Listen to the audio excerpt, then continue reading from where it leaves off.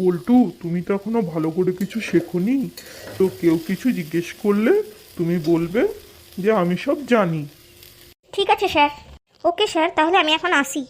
হ্যাঁ, যাও, ঠিক আছে। মা, কি রে, টিউশন পড়া হয়ে গেল? তুই এলি? মা আমি সব জানি। আরে দূর বোকা, তোর পাশের বাড়ির আঙ্কেল তো শুধু আমাদের বাড়িতে চা খেতেই আসে। ঠিক আছে, আমি তোকে পরে 100 টাকা দেব, তুই যা এখন দিদির কাছে।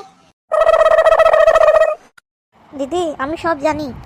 তুই কি জানিস? হ্যাঁ হ্যাঁ, তোর রাজুদা তো শুধু আমার কাছে বইয়ে পরীক্ষা সাজেশন দিতে আসে, আর কিছু না। আসুন, যদি কিছু জানিস তো আমি তোকে 200 টাকা দেবো, চুপচাপ চকলেট খাবি না, আর কাউকে কিছু বলবি না, মুখ বন্ধ রাখবি একদম।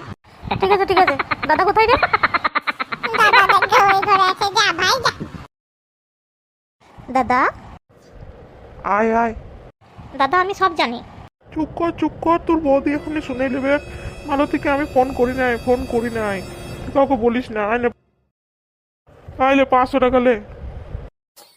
আরে বাহ, মাস্টারের বলাই কথাটা বললে তো আমার বেশ ভালোই লাভ হচ্ছে। তাহলে আমি যাই, পাড়ার কাকুকেও বলে আসি। দাদা দিল 500 টাকা, মাও পয়সা দিল, দিদিও দিল, যদি কাকুও দিয়ে দেয়। ঠিক আছে ঠিক আছে। আয় বল্টু, আয় আয়, এখানে আয়। আমি সব জানতে পেরে গেছি। সে কি রে, কি বলছিস? এ তো খুশির খবর। আয় আয় বাবা, আয়, বুকে আয়।